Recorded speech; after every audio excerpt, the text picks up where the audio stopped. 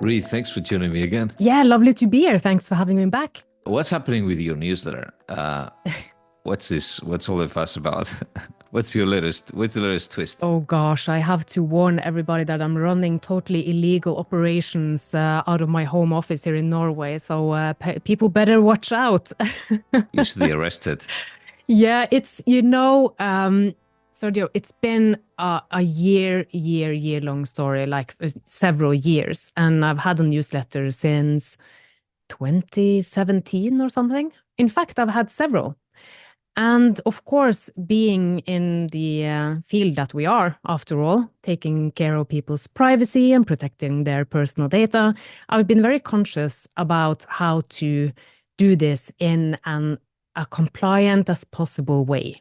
And I'm intentionally not saying 100% compliant because that doesn't exist, Yes. right? Yes, that we know. So over the years, I've used different vendors, and then of course my newsletter suffered death by Schrems 2 in July 2020 Yeah. because I was using a US-based vendor. So I went back and forth with several of my subscribers because I wrote to my subscribers about what's happened and how I was going to deal with it or wanted to deal with it. And I had this really open and transparent dialogue with everybody because I wanted to get their feedback on how do you feel about this? How do you feel about me transferring your personal data to the US when it's strictly illegal? Yeah. And I got some really interesting perspectives on that. And most people, I'm not sure I can even remember one single person said that they would unsubscribe. But ultimately, I actually decided to just terminate both of my newsletters because of this. You know, a few years pass, we get the DPF in place again. But in the meantime, I had found another newsletter provider in storing all of the data in Europe. And I have also outlined this journey and all of the headaches that I've gone through to try to manage this as a business owner as well. And ultimately, that sad story ended with me leaving that provider because it took so long and so much frustration to even write and send those newsletters. Yes. So I went back to the US-based one that I'm already using for other purposes. So it's already paid for and all that good stuff. Then come October this year, and a few things happen, not only in October, but during the fall. First, we have the KNLTB Court of Justice ruling from the Netherlands on what's a legitimate interest. Yeah. Yeah. And then we have the guidelines for legitimate interest from the EDPB. That's on public consultation for another few days. Yep. Then we have the updated e-privacy guidelines from the EDPB. And I'm lost here, Sergio. Like, what are we? How are we going to deal with this? Yeah. So what I was thinking about, so I heard your podcast episode on that, on your journey and how you landed on the European supplier and all the issues that we all have when we try to use. There's plenty of good European suppliers, but that's a very good business problem. So it's a really good example. They have no scale. So when looking at your newsletter dilemma, I also think of the other side. So who is the subscriber? And you've got a tool that is going to be adding trackers, and I understand that's the concern for a lot of people. So the read receipts and the pixels embedded so that we know who's been opening an email when you are, running the mailing list. And that only happens because the reader, the subscriber, is not careful enough, I'll say, to understand what kind of email client they're using. So if you are, I remember about 5 years ago, I switched from Spike, which is a great email client, really good, it's got lots of things, to Spark, which is another one that is very good that I'm still using. And the only reason why I did it is because Spike would not let me disable the read receipts on my end, Yeah. And I remember, we used to have these pre-built sort of read receipts in the Microsoft world, in the Outlook world. Oh, they're still there. The EDPB uses them. Yeah. But I guess they're less hidden now. And then you've got the Gmail, the web-based environment where you can disable it. You've got options to disable images, and with images, all of the pixels and embedded calls, third-party calls are disabled. So if you are a subscriber to a DPO newsletter and you are using a system that you cannot control, I don't think you can expect a lot from the provider. You are owed some diligence to yourself as well.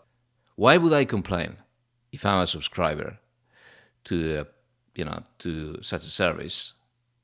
Because you are serving, because your system is using red receipts. If that is the problem, is that the primary problem? Yeah, so the reason I went back to this provider was because I'm already using them. I'm highly familiar with the system. I can write and send newsletter in a Wi-Fi. It is so incredibly easy. And being a company of one, as I like to call it, I'm a one-woman show here, and I run several websites. I run a portal. I build everything myself. I do everything myself in the business except for the accounting. I publish stuff on LinkedIn all of the time. I speak, teach, consult. I do all of these things. And I need effective and efficient operations. That's why I went back to them. And where the problem initially were the transfers to the US, that's no longer a problem. The issue now is the analytics. And believe me, I would have disabled them if I could. And I have been in dialogue with this particular vendor for years. It's US-based. Unfortunately, most people, they want the analytics. So it's been a really tough battle with them, trying to get them to disable it. And they haven't ruled it out. They've been open along the way. But months turn into years and nothing has happened so far, unfortunately. But I'm not giving up. And the challenge with my newsletter now is that when I switched, I decided okay, I'm going to rely on consent for the sign up. So when people enter their name and their email address, that's based on your consent. But for the newsletter analytics, I would need a separate legal basis because it's a separate processing activity with a different purpose. So I had to choose between consent or legitimate interest. And to me, consent, it doesn't feel right in this scenario because you can't not consent. You can't consent to signing up to the newsletter and then not consent to analytics. They're bundled together technically. So I went with legitimate interest because that's what feels fair. And I have taken so much care to be really explicit and open and transparent about it. It's there on the actual sign-up form, and you have to actually check a box to say that you've read my privacy notice, where I've really explained this in detail, how it works. So I was accused this morning of not being transparent, not informing people about the analytics, and I can't understand how can I make this clearer than it's right there on the form. You actually can't, sign up unless you've read that. So you apply the GDPR purely, and that's very good, separate purpose. I would have done exactly the same because I do not believe in fake consent. So if you're going to bundle it, how is that free? So I really think it's a sort of ancillary use of the data, different purpose, aggregate data to see, how many of these are being open. You're not gonna be profiling people on the basis of, which ones they opened. So I agree. I guess the problem that you stumbled upon then is the e-privacy directive and its new interpretation. Yes. Oh my gosh. So they finalized these, and I've heard your episodes with Peter on this that I recommend everybody to tune into, because it feels impossible now to be compliant in any way, shape or form. I used to say there's no such thing as 100% compliance. Now it feels like the regulators are telling us there's such a thing as 150% compliance.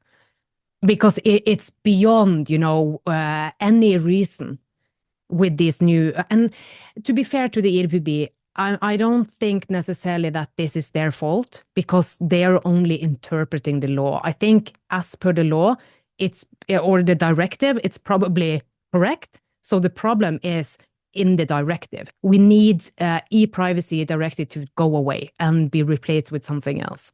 In the meantime, as we said also in that interview, with analytics, they understand that it's not so risky. So they're applying this, this idea of intrusiveness, as we used to have back in the early days of the Privacy Directive, the ICO, applying levels of intrusiveness that sort of dissipated, it went away.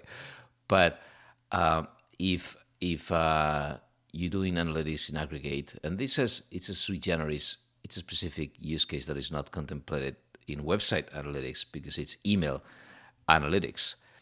So, yeah, we have a dilemma. Now, we thought we were really well protected and that everything was very clear, and now we cannot do business. That's the reality. You cannot do anything. There's always going to be someone that is hypersensitive.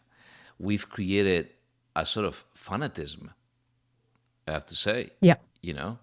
There's a religion. There's a new religion built around the GDPR. Oh my gosh, that's so funny you mentioned, because when I had a presentation at Nordic Privacy Arena, and one of my slides is exactly from that, a bunch of people with their hands high shouting like, hallelujah, we are GDPR compliant.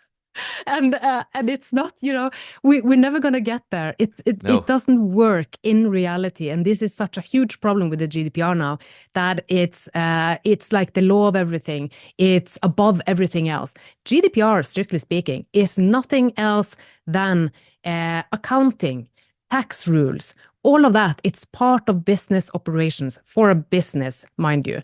And what made me really fall in love with GDPR wasn't the legal text, it was the bigger vision and the ambition behind. And I don't think that the ambition was to kill off business. Yeah, I mean, Treaty of Rome, this was about the free flow of data from day one.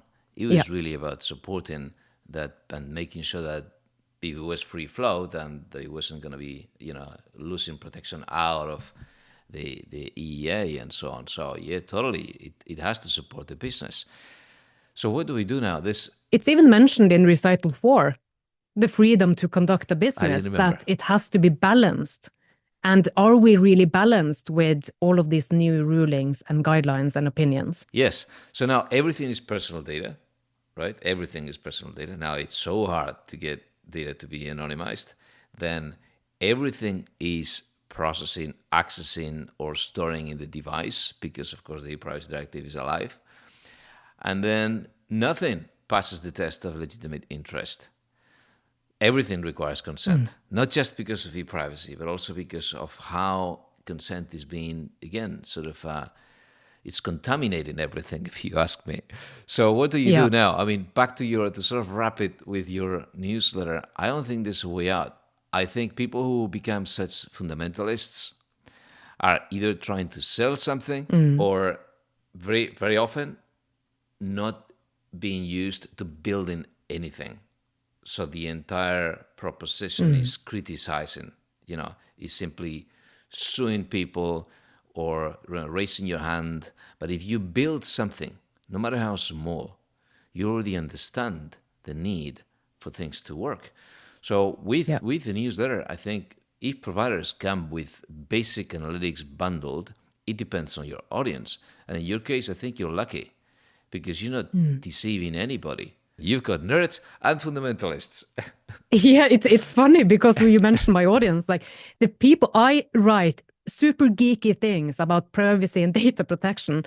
Everybody who subscribes are my peers, my colleagues. Yeah. So if I was violating fundamental rights, I don't think I would have had so many subscribers that I have.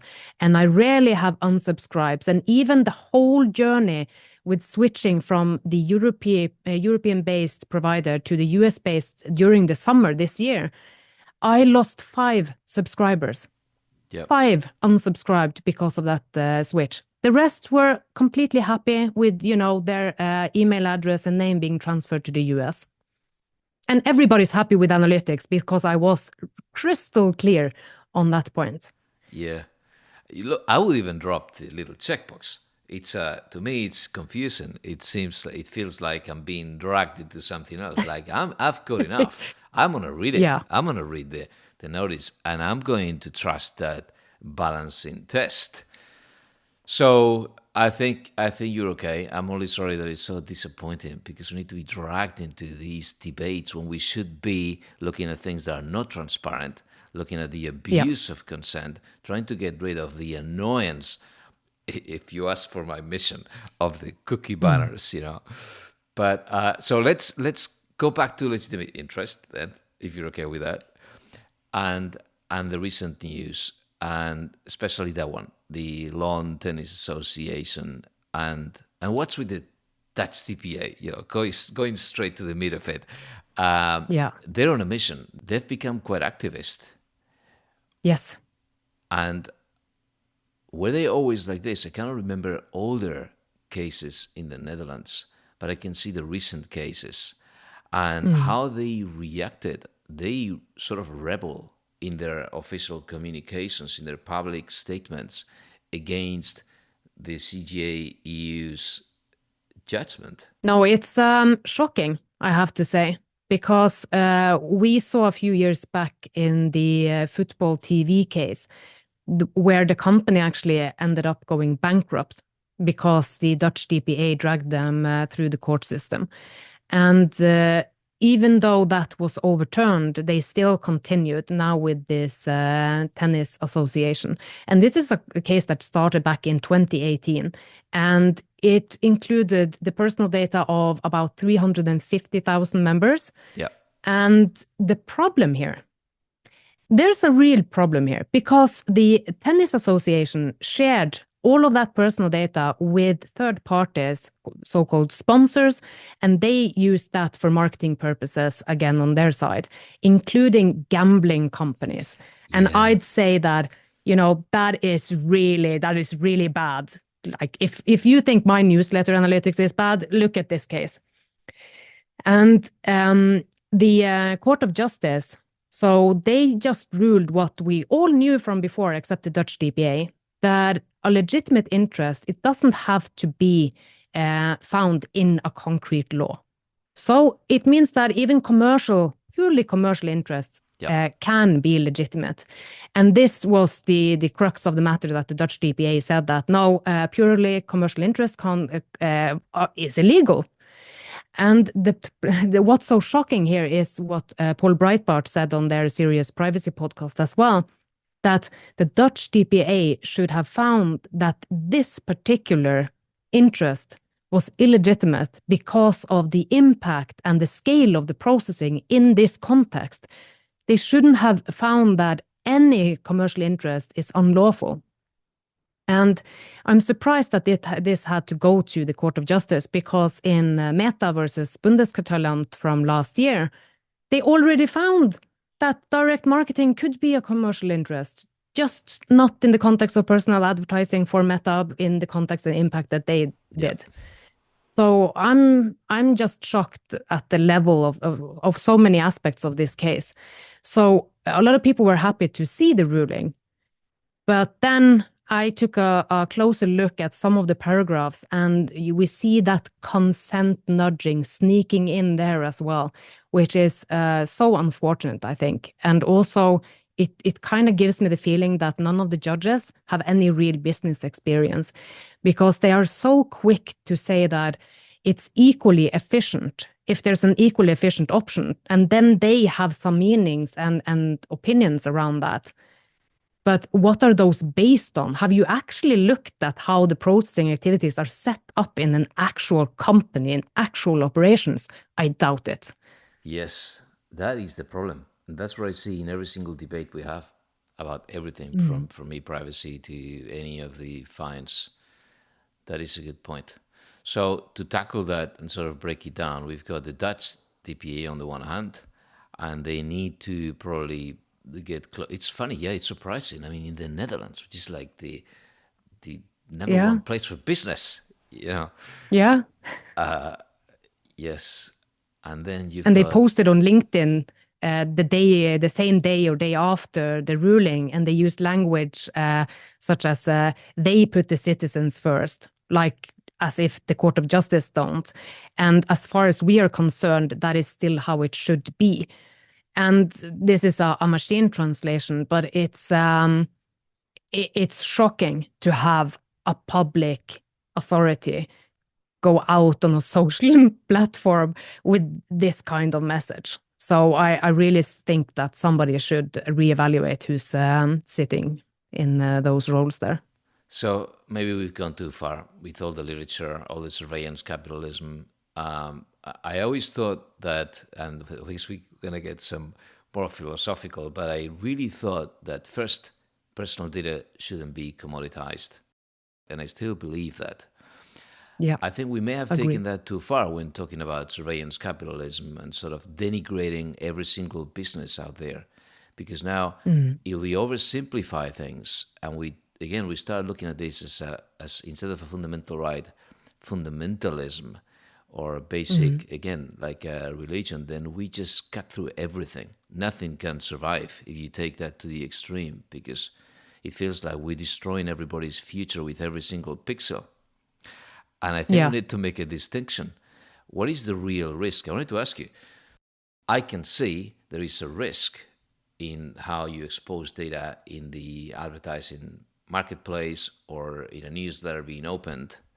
But you need to ponder that risk. What do you think of that? How far do we take this? That is a really good question, because I think it always comes down to the context. You have to look at your personal data, your situation, your processing activity. And an example I always give in GDPR trainings is that is a street address personal data? And most will say no, or maybe, well, it can be, because I found one street in the US where it only lives one person. So to kind of, prove my point. Yeah. But and then my next question is, but is it special category personal data? No, obviously it's not. Well, is it sensitive? No, most people don't think that. But what if you have children living on a secret address, hiding from domestic abuse? All of a sudden, then the street address becomes sensitive.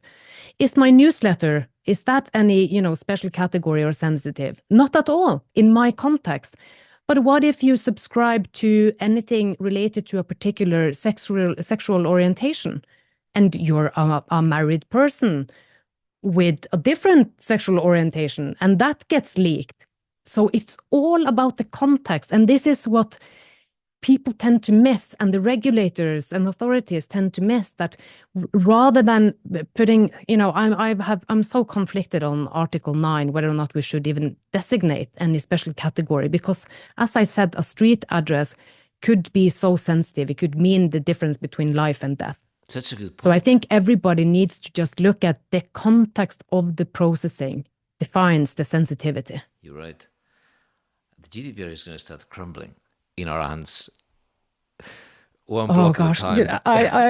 I feel I'm getting grumpier by the opinion. And it's such a shame, because I'm so highly motivated and I'm really, really passionate about what resonates the most for me in the GDPR is the fairness principle, by far. That's what really, really inspires me about the GDPR. But the way we are now pushing towards the fundamentalism, as you say, the consequences are really, really bad. For example, you would have people that are trying to do the right thing. They have invested tons of time and effort and money into this to be as compliant as possible. Whereas a lot of other controllers and processors, they don't care. They never cared, and they get away with it because it's complete bingo whether or not you're selected for an audit or not. And it affects the people who are trying to do the right thing. And also the regulators, the way that they are trying to take down the real evildoers of the world, the ones that are really exploiting our personal data by creating guidelines and opinions that, they say, no, it's not targeted at any particular company, but we all know it is. And it affects everybody across the board, tiny, small, medium to the biggest ones. And the biggest ones, guess what? They have huge budgets for this. TikTok, Meta, everybody, they have it in their balance already. So this is why it's so frustrating and why I think it's such a dangerous path we are now moving on with the recent guidance and rulings. Exactly. That I've been saying for a long time. We're using data protection as a means of public policy to sort of further some sort of agenda which is protectionist and a short-sighted. You said it. We think we're gonna add some barriers to Meta and TikTok and Google and so on. All we're doing is simply making them stronger because they get a bigger moat because they have the resources, not just regulatory or compliance or lawyers and that kind of muscle, but also the technical muscle to even, we see it these days with privacy enhancing technologies, the things that I see people at Meta doing to be able to do more with less data. Smaller companies or publishers have no way to get their hands on these themes. So they're going to be better at surviving these hurdles. And now the GDPR, it is that. If it's becoming, a vehicle to boost some sort of protectionist agenda, then it's not working. Not even for that. It's not working. Yeah. It's just bearing smaller companies and all of the players in the EU that need to use a newsletter supplier. Because in the end, we need a supplier. Look, I'm looking at all of these MarTech suppliers. That's what I do all the time, looking at marketing technology suppliers. And I see European companies, again, in Southern Europe, in the Nordics, everywhere. And I can see that invariably, I keep seeing companies that are widely tested in the US, again, because it's a very large market. So if you've got such a vast market, things are tested with volume. You need volume. So a Spain-based provider of a CRM is not as well tested as a company in the US. And also it's got so many barriers because they need to comply with everything.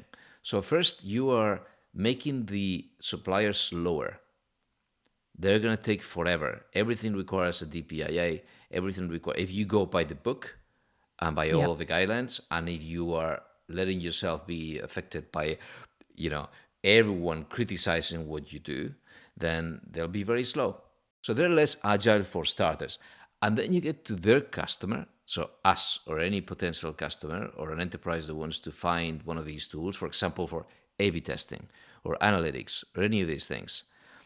And now you're looking at these tools that had to go through all of these holes, through all of these, struggles, and compare that with a supplier from the US or Canada, or a tool that had the freedom to explore and that has no boundaries.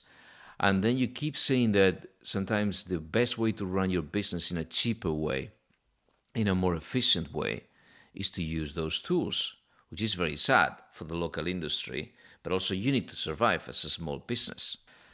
It's very annoying. Yeah, but that's such a great point that the US ones, they have already this huge market to do their testing without the strictest privacy and data protection laws. Well, they're getting theirs as well. But I think it's such a valid point. And we can't forget that the GDPR is just one of the laws that we as business owners must adhere to. Yeah.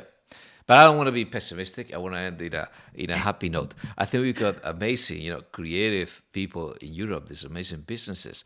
But for many of these things, you need scale, and we're not going to get scale. And we cannot fool ourselves as well. We've got 1 million languages. Already in Spain, we've got so many languages we can't even talk to each other.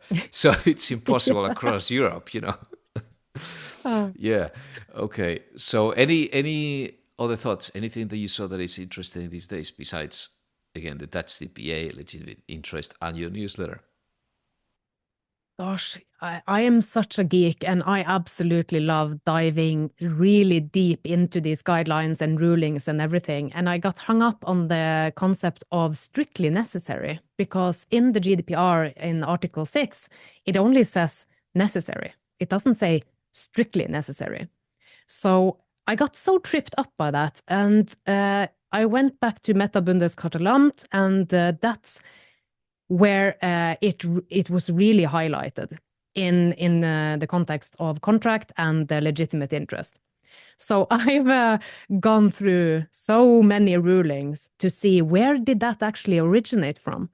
And to me, and it's a bit early to say, but I actually think that maybe the Court of Justice took it too far here, that they've gone back to rulings where they've added strictly in a different context.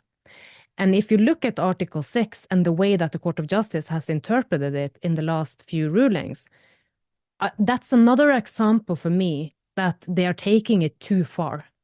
Why should it be necessary to be strictly necessary for a legitimate interest? And some have said that they don't think that adding the word strictly really means so much. But I don't agree. And I think also the new guidelines, somebody said that there's not much new in the new guidelines from the EDPB.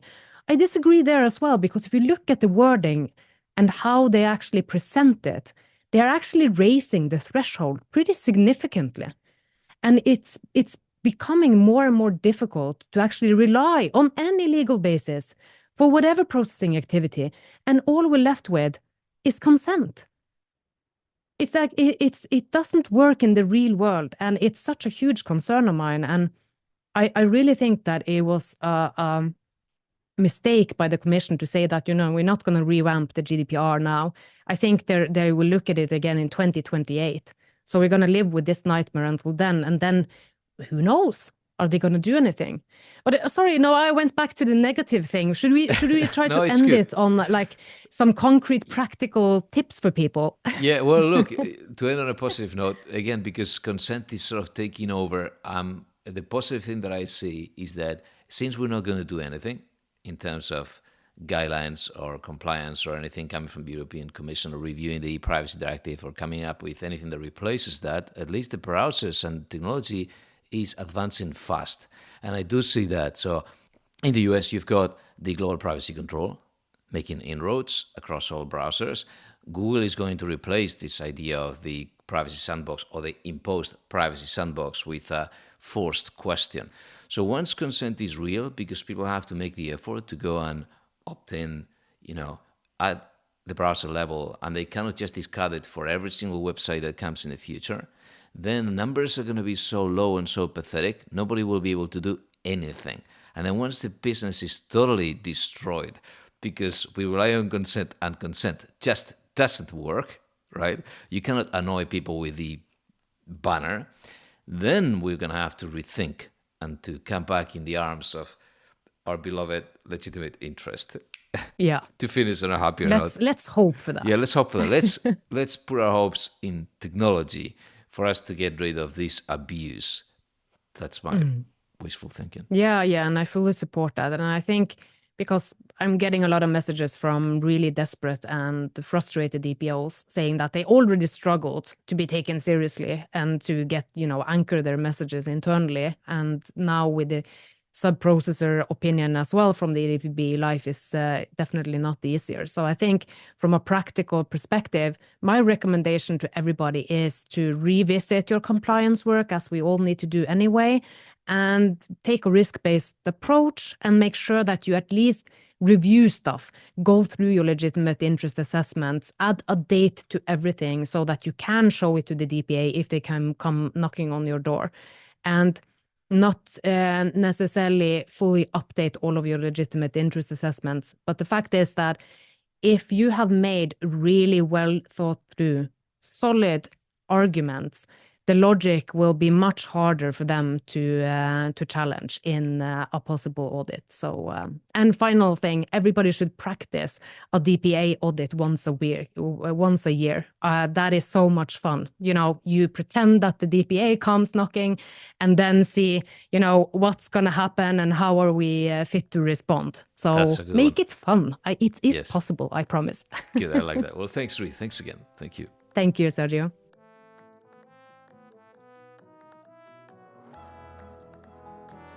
Okay, that's all for today. Our repeat guest today was Rie Aleksandra Walle. She brings over 17 years of professional experience across both the private and public sectors, having worked at Kristiania University College, Ernst Young, Nordic Innovation, and the Norwegian Agency for Public Management and eGovernment.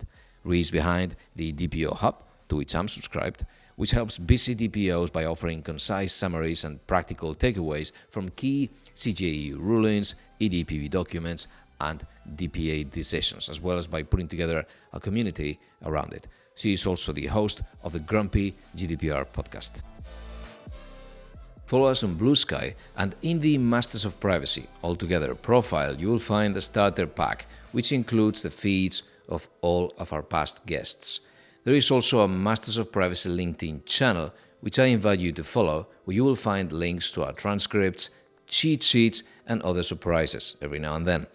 Our main website is mastersofprivacy.com. Thank you for listening.